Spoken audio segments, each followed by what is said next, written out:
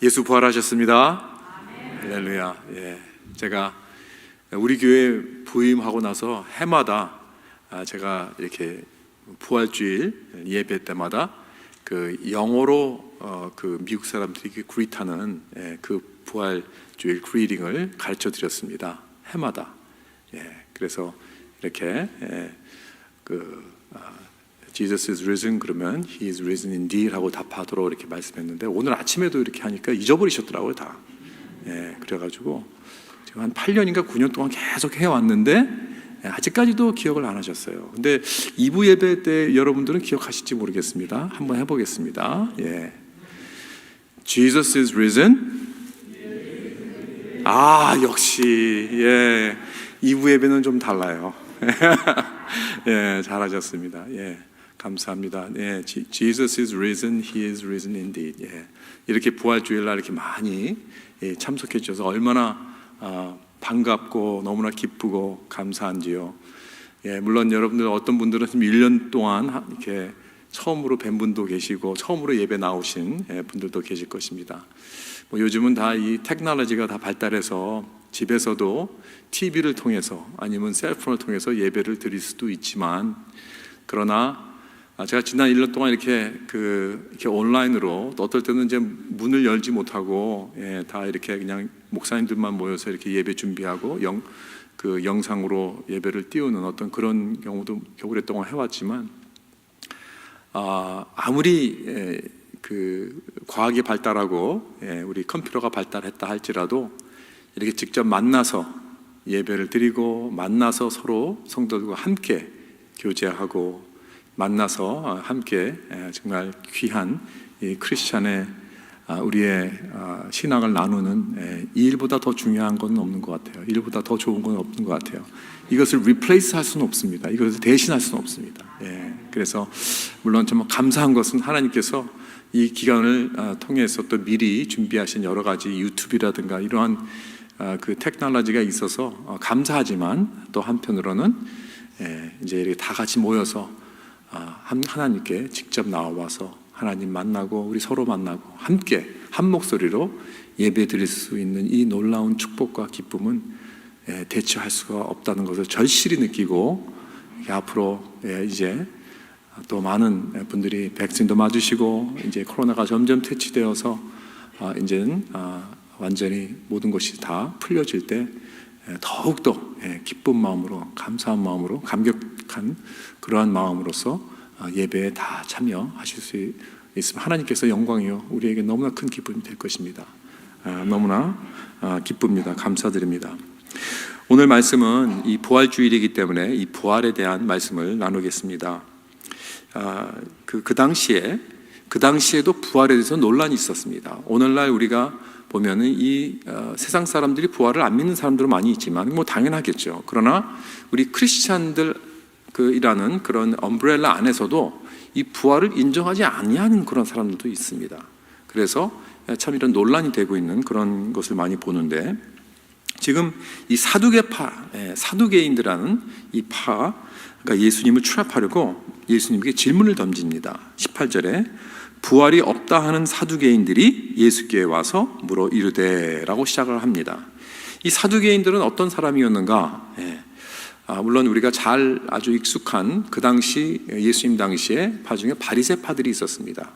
근데 사두개파들은 이 바리새파와 굉장히 상종되는, 하도 대두되는 그러한 파들 중에 하나였습니다. 서로 굉장히 원수지간입니다. 너무나 싫어합니다, 서로들. 이 사두개파도 이 종교 지도자들입니다. 종교 단체들입니다. 그런데 이 사람들은 부활을 믿지 않는다 그래요. 그렇게 시작을 합니다. 그렇죠? 도대체 어떤 종교적인 그룹인데 이 부활을 믿지 않는가?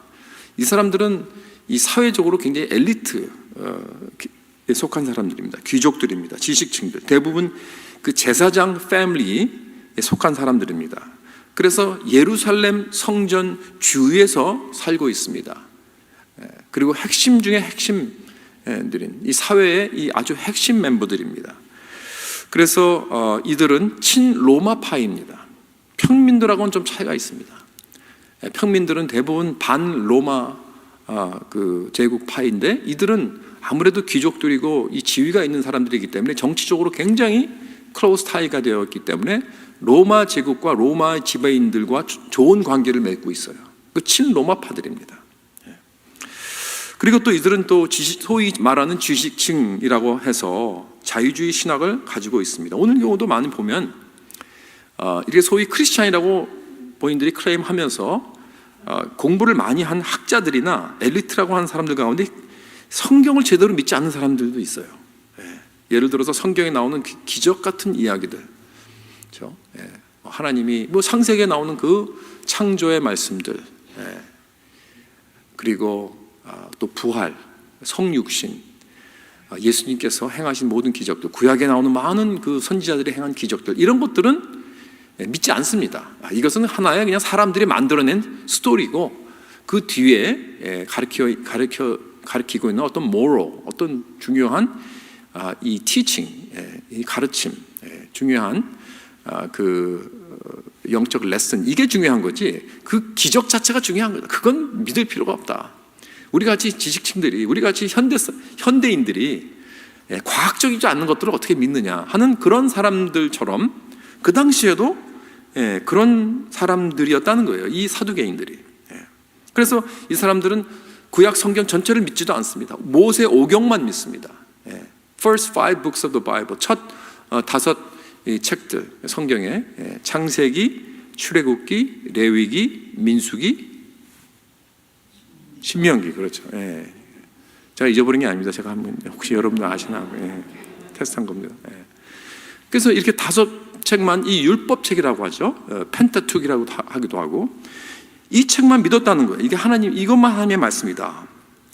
그러니까 이 바리새파들은 굉장히 모든 하나님의 말씀을 다 믿었습니다. 구약 전체를 다 하나님의 말씀으로 믿었고, 또 그들은 부활을 믿었고 내세의 소망을 믿었습니다. 그러니까 굉장히 아주 상극적인 그러한 신학적으로도 그렇고 교리적으로도 그렇고 믿음도 그렇고 지위적도 그렇고 바리새파들은 항상 이 평민들과 어울렸습니다. 평민들의 목회자들이었습니다. 다시 말하면. 그래서 이렇게 큰 그 지파들이 있었는데 이 사두개인, 바리새의 대표적이죠. 그 외에도 또 더 있었지만, 그런데 이들이 공통점이 있었어요. 그건 뭐냐면 둘 다 예수님을 미워했습니다. 둘 다 예수님을 공경에 빠뜨리고 둘 다 예수님께 찾아와서 이상한 질문을 해서 예수님을 트랩해서 공경에 빠뜨려서 예수님을 죽이려고 하여튼 어떤 그런 일을 하고 있는 것들을 이렇게 쭉 우리가 볼 수가 있습니다. 그런데 지금 사두개인들이 찾아와서 자꾸 예수님께서 천국에 대한 말씀을 하시고 부활에 대한 말씀을 하시니까 19절에 질문을 하면서 이렇게 이야기를 합니다. 선생님이여, 모세가 우리에게 써주기를 어떤 사람의 형이 자식이 없이 아내를 두고 죽으면 그 동생이 그 아내를 취하여 형을 위하여 상속자를 세울지니라 하였나이다. 그러니까 이들은 지금 그 율법에 나온 그 이스라엘 사람들이 가지고 있는 어떤 율법적인 계대 결혼법에 대한 이야기를 가지고 나온 거예요. 그러니까 어떤 말씀이냐면 형제들이 같이 사는데 맏형이 결혼을 해서 어떻게 맏형이 죽게 되면 그 다음에 그 밑에 동생이 과부된 형수와 결혼을 해야 돼요. 그래서 어떤 그런 이 계대 결혼법이라는 게 있습니다. 신명기 25장에 나오는데 이것은 그러니까 지금 그 형이 죽었으니까 대신 그 가족의 동생이 결혼을 해서 아이를 낳고 해서 대를 계속 이어나가는 것입니다. 집안의 대를 이으라는 것입니다. 또 한 가지는 사실 이 법이 그 여자를 보호해 줍니다. 왜냐하면 과부가 되면, 그래서 이 가족에서 이렇게 끊어지게 되면 그 여자는 과부로서 사실은 굉장히 힘든 삶을 살아가게 되는 것입니다. 그 당시에 과부를 위한 어떤 보호 제도가 없었기 때문에 구걸을 한다든가 몸을 판다든가 이렇게 되는 경우가 많이 있었어요. 그래서 사실 이 법은 그 여자를 보호하는 그러한 목적도 있었다는 것입니다. 그래서 이 법을 근거로 해서 지어낸 이야기입니다. 그들이 가설적으로 지어낸 이야기입니다. 20절부터 23절까지 쭉 그런 이야기를 하죠. 7형제가 있었습니다. 제일 큰 형이 장가가서 죽었어요. 아이를 낳지 못하고. 근데 둘째 동생이 형사하고 또 결혼을 합니다. 근데 또 둘째 동생이 또 죽습니다. 셋째 동생이 그러니까 또 이어서 결혼을 해야 되죠. 그 형수랑. 근데 또 죽었어요. 이렇게 해서 넷째도 죽고 다섯째 죽고 여섯째도 죽고 마지막 일곱째 막내 동생도 그 형수랑 결혼해서 또 죽었어요. 그리고 이제 여자도 죽었습니다. 참 재수가 굉장히 없는 그런 집 같아요. 왜 죽었는지는 잘 모르겠지만 어쨌든 만들어낸 이야기니까 뭐 그건 상관이 없어요. 그냥 만들어낸 이야기니까. 그래서 사두개인들은 결론적으로 이렇게 예수님께 질문을 합니다. 23절에 7사람 다 그 아내로 취하였으니 부활 때 곧 그들이 살아날 때 그 중에 누구의 아내가 되리이까? 그러니까 이 질문의 그 취지는 뭐냐면 굉장히 어떻게 뭐 진짜 이게 어떠한 순수한 그러한 마음으로 알기 원해서 질문하는 게 아니에요. 절대로. 공경에 빠뜨리라고. 속으로 킥킥 웃으면서 I gotcha 하는 어떤 그러한 질문입니다. 사람을 꽉 이렇게 곤란하게 만들려고 하는, 마치 아주 짓궂은 학생이 선생님에게 아주 곤란한 질문을 이렇게 딱 던져가지고 어쩔 줄을 모르게 하고 부끄럽게 하는 어떤 뭐 이런 공경에 빠뜨리려고 하는 그 질문이었기 때문에 절대로 순수한 질문이 아니었습니다. 이것은 이야기를 만들어가지고. 그래서 이 질문에 어떻게 답을 할 것인가, 그것을 가지고 부활을 그러니까 부정하게 증거를, 부활이 없다는 증거를 이렇게 하려고 하는 그런 시츄에이션입니다. 지금. 그러니까 부활을 믿는다는 것은 이렇게 어리석은 것이다. 나중에 부활이란 없다. 나중에 이런 경우에는 어떻게 할 것이냐, 누가 이 사람의 남편이 될 것이냐. 그렇기 때문에 부활을 믿는다는 건 참 이건 말도 안 된다. 그런 건 없다. 이렇게 말하기 원하는 것이죠. 물론 이 문제는 지금 이 계대 결혼법이 있는 유대인들에게는 뭐 있을 수는 있습니다. 뭐 7대, 뭐 17명까지는 없겠지만 뭐 그래도 있을 수는 있겠죠. 그런 일들이 있으니까. 근데 오늘날 사실 우리도 우리의 삶 속에서 해당이 될 수 있는 질문이라 생각이 됩니다. 왜냐하면 많은 사람들이 뭐 7번까지 결혼하는 사람들은 많이 없겠지만 재혼하는 사람들이 많이 있잖아요. 재혼의 이유가 뭐 이혼이든 사별이든 우리 모두가 다 사는 이 사회에서는 결혼을 한 번 이상 하는 사람들이 사실 많습니다. 그럼 만약에 부활하고 나면 누구와 살 것인가? 어느 남편, 어느 아내와 이젠 살게 될 것인가? 첫 번째인가, 두 번째인가? 아니면 마지막 배우자인가? 일찍 사별하고 난 어떤 목사님이 재혼을 하셨습니다. 그리고 이제 두 분도 다 돌아가셨는데 나중에 무덤을 어떻게 어레인지를 했냐면 목사님이 가운데 계시고 그 다음에 먼저 사모님이 여기 계시고 그 다음에 나중 사모님이 여기 계셨어요. 이렇게 그렇다는 이야기를 들었습니다. 그렇다면 부활할 때 누가 그 목사님의 아내가 되겠는가? 뭐 이런 질문을 우리가 할 수가 있겠죠. 그러나 뭐 이 질문이 뭐 그렇게 중요한 질문은 아닙니다. 솔직히. 뭐 질문에 답을 얻을 수 있으면 좋지만 뭐 없어도 상관은 없지만 예수님께서 다행히 답을 해주셨어요. 그거에 대해서 아주 간단하게 답을 해주셨어요. 그런데 그 답을 주시기 전에 그 사두개인들에게 이렇게 말씀하십니다. 24절에 너희가 성경도 하나님의 능력도 알지 못함으로 오해함이 아니냐. 그러니까 종교 지도자들에게 말하는 것입니다. 이것은 너희들이 성경을 안다고 하는 이 종교 지도자라는 너희들이 그럼에도 불구하고 성경도 모르고 하나님의 능력도 모르느냐. 그렇게 꾸짖는 거예요. 지금 그들이 성경에 나와 있는 율법을 예수님께 들이대면서 성경을 안다는 사람들이, 성경을 남에게 가르치는 사람들이 그렇게 성경을 모르느냐, 그리고 그렇게 하나님의 능력을 모르느냐. 그렇죠? 성경을 안다면 이런 질문을 하지 않을 것이다 라고 이렇게 꾸짖는 말씀입니다. 이 종교 지도자들에게 말입니다. 그렇죠? 그러니까 사두개인들이 완전히 한 대 얻어맞았습니다. 예수님은요 이렇게 어떨 땐 직선적이십니다. 둘러서 얘기 안 하십니다. 자, 이들의 오류가 두 가지라고 하셨습니다. 그들은 성경을 알지도 못하고 성경을 아주 오해하고 있고, 그 다음에 하나님의 능력도 알지 못하고 하나님의 능력을 과소평가했다는 거예요. 여기 본문에 보면 25절은 하나님의 능력을 과소평가했다 하는 것을 말해주고 있고, 26절과 27절은 그 말씀을 오해했다 하는 것을 이렇게 설명해주고 있습니다. 먼저 하나님의 능력을 과소평가한 것부터 보겠습니다. 25절을 보세요. 사람이 죽은 자 가운데서 살아날 때는 장가도 아니가고 시집도 아니가고 하늘에 있는 천사들과 같으니라 그랬습니다. 사람이 죽은 자 가운데서 살아날 때 장가도 아니가고 시집도 아니가고 하늘에 있는 천사와 같다. 그러니 간단히 말하면 그 질문의 답은 여기서 끝난 겁니다. 이제 천국에는 결혼 같은 거 없는 거예요. 남편, 아내 없습니다. 그런 게. 여기서 끝났습니다. 왜냐하면 천국에는 이제는 모두가 다 하나님 앞에 이제 놀라운 영광의 그 사랑을 하게 됩니다. 우리가 상상할 수 없는 사랑을 하게 됩니다. 우리의 신랑은 오직 예수 그리스도입니다. 자, 이 이야기를 듣고 어떤 분들은 나는 정말 내 남편, 내 아내를 죽도록 사랑하고 나는 지금 너무나 행복한데, 이 결혼 생활이 너무나 좋은데 가서 이제 더 이상 부부가 없다면 무슨 재미로 살아갈까라고 혹시 생각하시는 분 계십니까? 할렐루야. 뭐 계시다면 뭐 할렐루야입니다. 뭐 그만큼 이 결혼, 이 부부 생활이 아주 금슬이 좋다 그러나요, 그걸?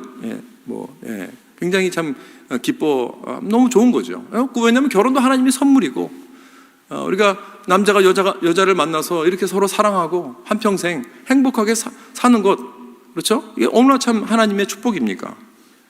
그런데 또 어떤 경우에 어떤 사람들은 천국에 가면 결혼이 없어, 남편도 없고 아내도 없고 이제 결혼이 없다고, 잘 됐다, 이 지긋지긋한 결혼 생활 이제 안 해도 되는구나, 혹시 그렇게 생각하십니까? 뭐 그렇게 생각하는 분도 계시겠죠. 모르겠습니다. 어쨌든 간에 여러분, 이 결혼이란 인스티튜션은 하나님께서 우리에게 주신 것입니다. 그러나 천국에는 더 이상 필요가 없게 되었다는 거예요. 여러분, 우리의 그 가족 관계는 우리가 이 세상에 살 때만 필요한 것이고 해당이 되는 것입니다. 이제 천국에 가면 우리 모두가 다 하나님의 가족입니다. 그런데 왜 천국에 결혼이 필요 없는가? 왜냐하면 천국에 가게 되면 우리가 상상하지 못하는 만큼 놀라운 크고 정말 완전한 사랑을 하게 되는 것입니다. 그래서 우리가 지금 이 세상에서 하는 사랑보다 100배, 1000배 더 크고 진지한 그러한 깊은 사랑을 하게 된다는 거예요. 여러분, 이 세상에서 만약에 가장 강하고 깊게 사랑하는 컨텍스트가 결혼이라면 그런 결혼도 필요 없다는 거예요, 이제는. 왜냐하면 천국의 사랑은 이 땅에서 가장 큰 결혼의 사랑보다도 더 훨씬 더 강하고 위대하기 때문입니다. 사도 바울이 이 로마서 8장 18절에 보면 생각하건대 현재의 고난은 장차 우리에게 나타날 영광과 비교할 수 없다고 했습니다.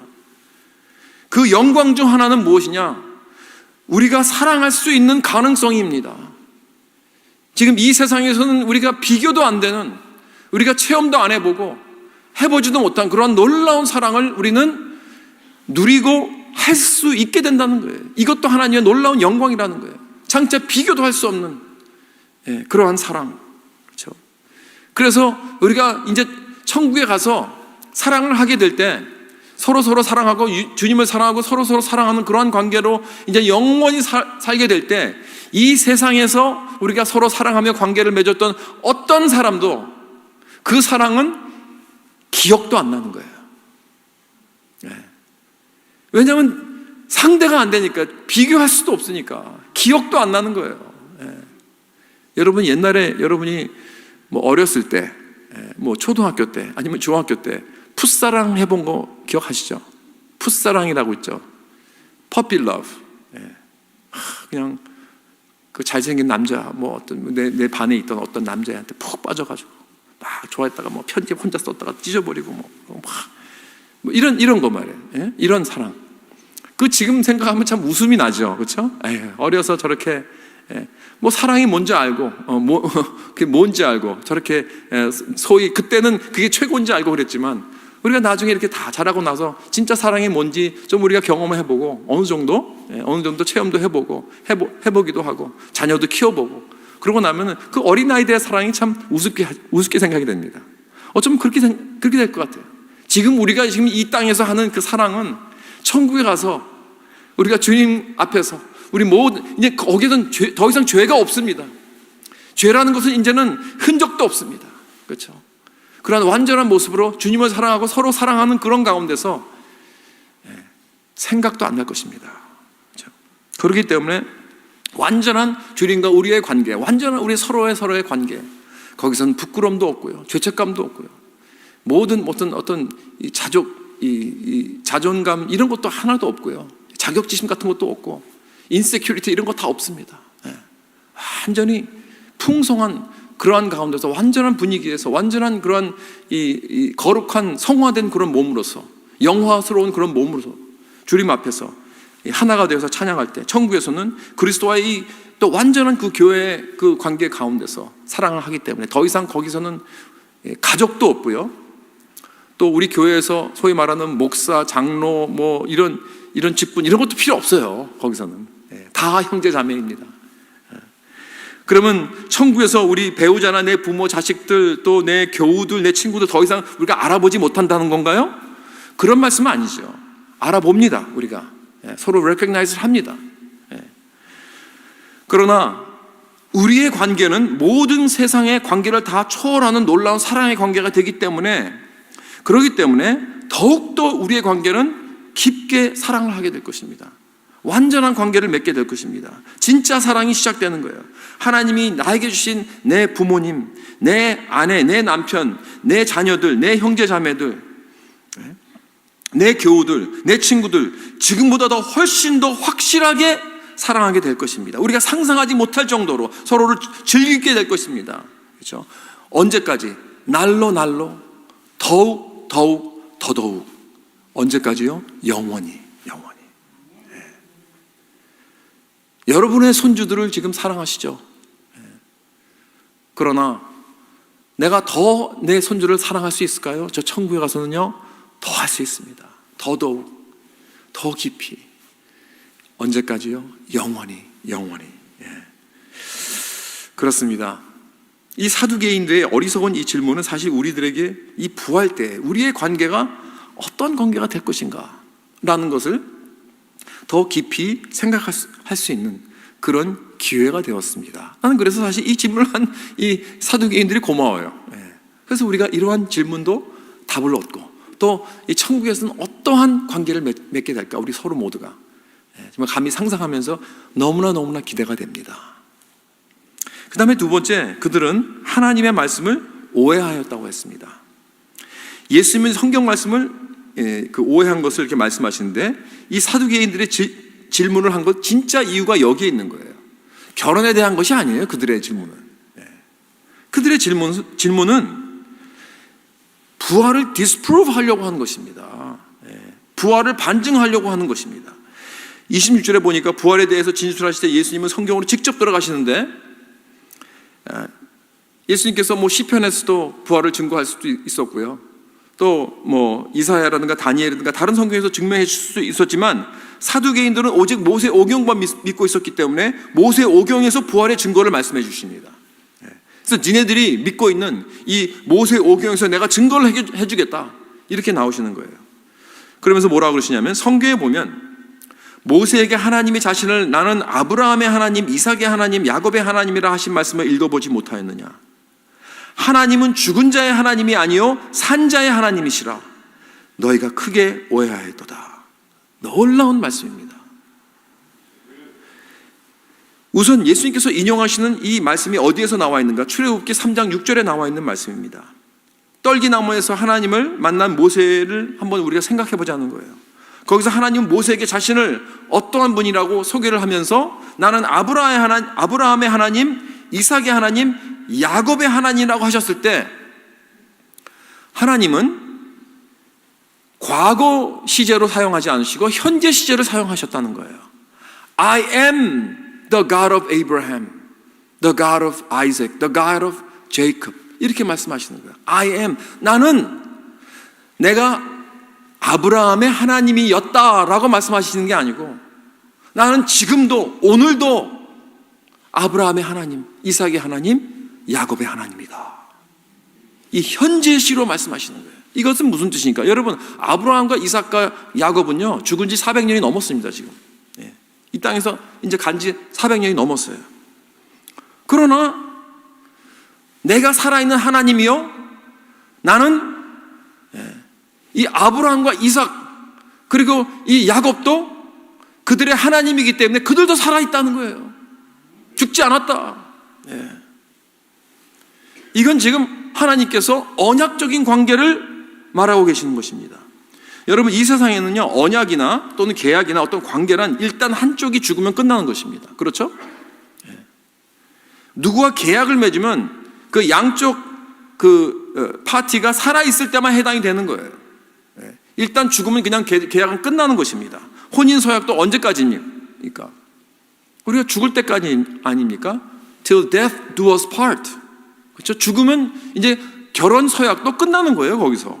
그런데 여기 지금 하나님은 아브라함의 하나님, 이삭의 하나님, 야곱의 하나님이라고 하시면서 자기가 이들의 언약적인 관계를 세우시면서 현재 시제로 사용하십니다. 그 이유는 하나님도 살아계시지만 아브라함과 이삭과 야곱도 살아있는 이유는 우리는 언약의 관계이기 때문에.